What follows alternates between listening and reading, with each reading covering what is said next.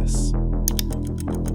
In the rainforest, this name means only one thing: control. But something unseen is already inside it. Then suddenly, it turns away from its colony. It climbs, alone, until it bites into a leaf, locks its jaws, and waits. Because by that moment, it's no longer an ant, it's a host. An ant walks normally through the forest, following rules written into its body millions of years ago.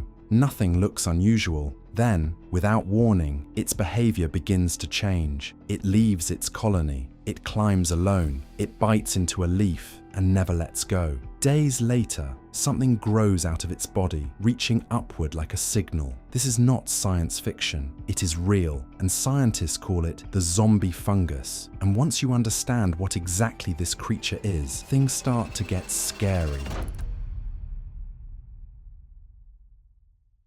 The organism responsible for this phenomenon is called Ophiocordyceps unilateralis, a parasitic fungus found in tropical forests across South America, Africa, and parts of Asia. It belongs to the larger cordyceps family, which includes hundreds of species, each evolved to infect very specific hosts. Its most famous target is ants, especially species from the Camponotus genus, commonly known as carpenter ants. This specificity matters. The fungus is not random or opportunistic. It has evolved alongside its host, adapting to its behavior, biology, and environment over millions of years. The infection begins when microscopic spores attach to an ant's exoskeleton. In warm, humid conditions, usually between 20 and 30 degrees Celsius, the spores germinate and begin to penetrate the body. Humidity is essential, which is why infections appear in dense forest zones, where moisture remains stable.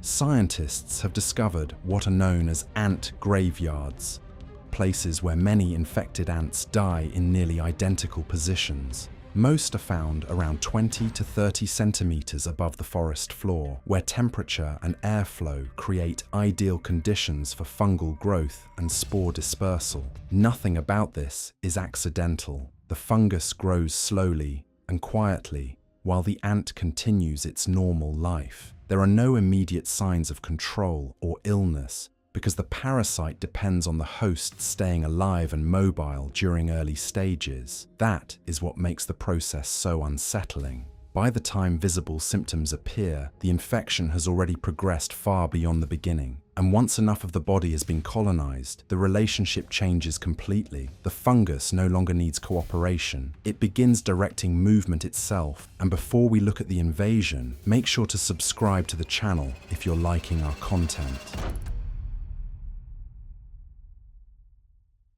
The process starts with a single spore settling onto the ant's exoskeleton. It doesn't force its way in immediately. Instead, it searches for microscopic weak points where the protective shell is thinner or vulnerable. Once inside, fungal cells begin spreading through the body, threading between tissues and expanding slowly like an invisible network. At this stage, the ant continues behaving normally. It walks, works, and communicates with the colony exactly as it always has. That's because the fungus avoids vital organs early on. Killing the host too soon would ruin the entire strategy. This isn't an attack meant to end quickly. It's a gradual conversion. And if you pause and think about it, that's the unsettling part. You could be watching an ant move normally and never realize the process has already started inside it. The fungus consumes tissue carefully, keeping the body functional while redirecting energy toward its own growth. Every movement the ant makes benefits the parasite, carrying it closer to the environment it needs for reproduction. The host remains alive because movement is still useful, but that balance can't last forever. As the fungal network expands, the ant's own control begins to weaken. Behavior starts to shift in small, almost invisible ways until the fungus reaches the point where it no longer needs cooperation. And that is when the infection stops being silent. That is when the takeover begins. The first clear sign is separation. The infected ant leaves its colony, breaking one of the strongest survival instincts it has ever known. Instead of following familiar pheromone trails, it begins wandering alone, climbing upward through vegetation with unusual determination. This climb is precise. The ant stops at a specific height where humidity and temperature create ideal conditions for fungal growth. Scientists have found infected ants clustered at nearly identical levels above the ground, showing that this behavior is far from random. Then comes the moment known as the death grip. The ant bites into the underside of a leaf vein, and its mandibles lock permanently. Movement stops. The body remains fixed in place. Here is where things become deeply unsettling for you as the viewer. The ant looks alive, but it is no longer acting for itself. Whether the fungus directly affects the brain or controls muscle fibers through chemical signals is still debated, but the outcome is the same. The body obeys the fungus. What looks like one final decision made by the ant is actually the completion of a process that began long before. And once the ant locks into position, the purpose of everything that came before becomes clear. The climb wasn't escape, it wasn't confusion, it was placement, because the fungus isn't ending the life cycle here. And the detail that surprises most people is that some research suggests the fungus may leave the ant's brain largely untouched, instead spreading through muscle fibers and controlling movement from the outside. The ant may still have a brain that looks normal, even while its body no longer belongs to it. This is because it's preparing for what happens after death.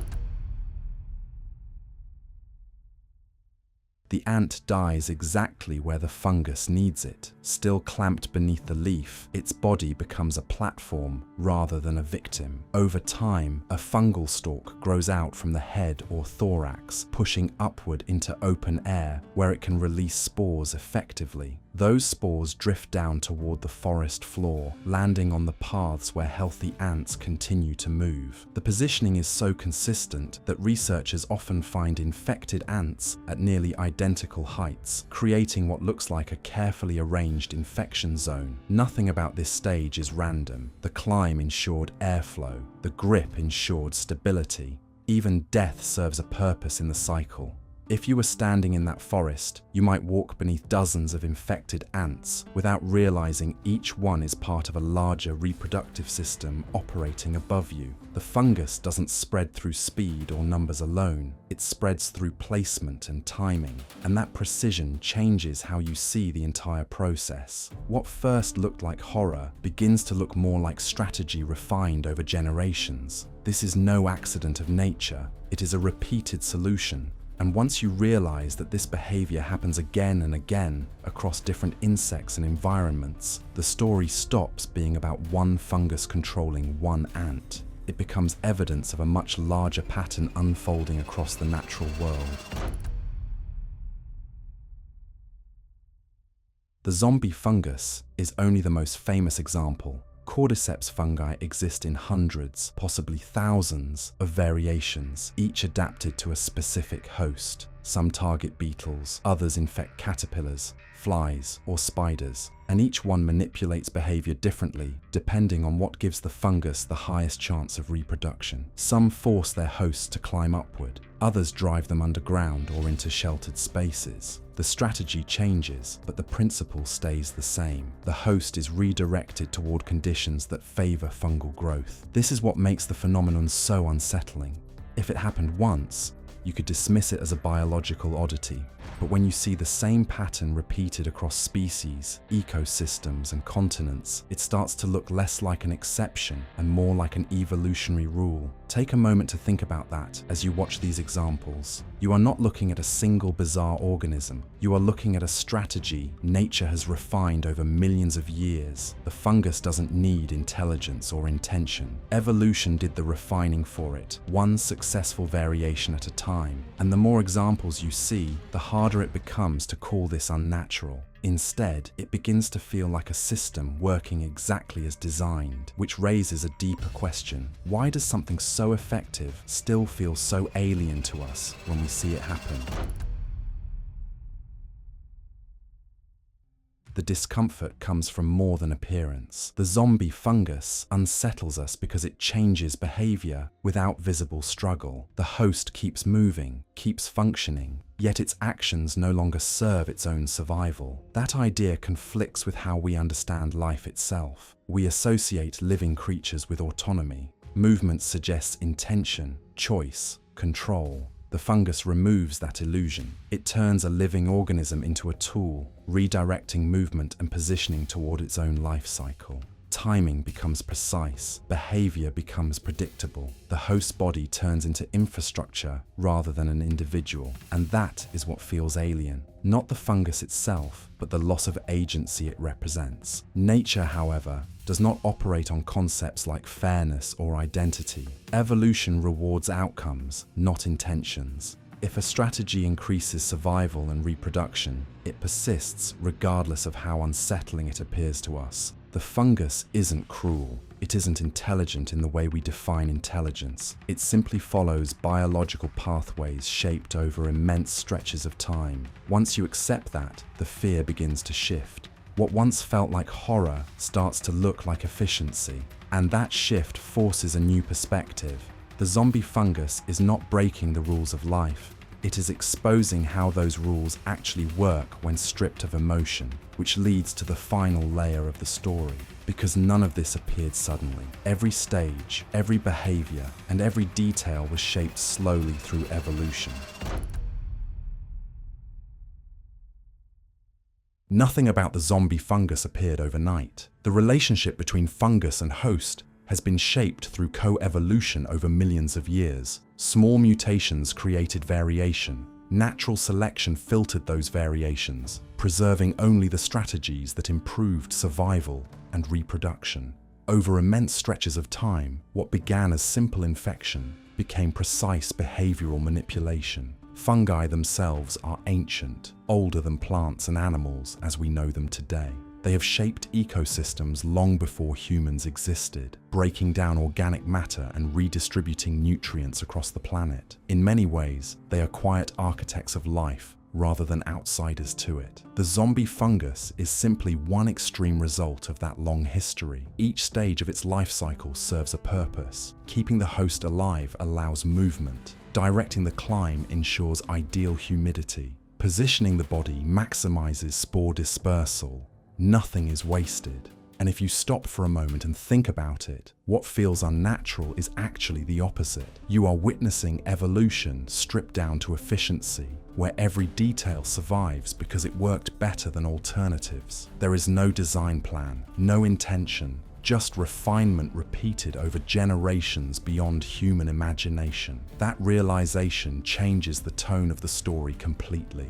What looked like a bizarre anomaly becomes a predictable outcome of natural selection operating without sentiment. And once you see it that way, the final conclusion becomes clear. The zombie fungus does not exist outside nature's rules. It exists because those rules worked exactly as intended. So, now you know that nothing about the zombie fungus feels natural, yet it is nature at its most precise. It doesn't break the rules of life, it follows them perfectly. If this changed how you see the natural world, subscribe and comment what creature we should explore next, because the deeper we look, the stranger survival becomes.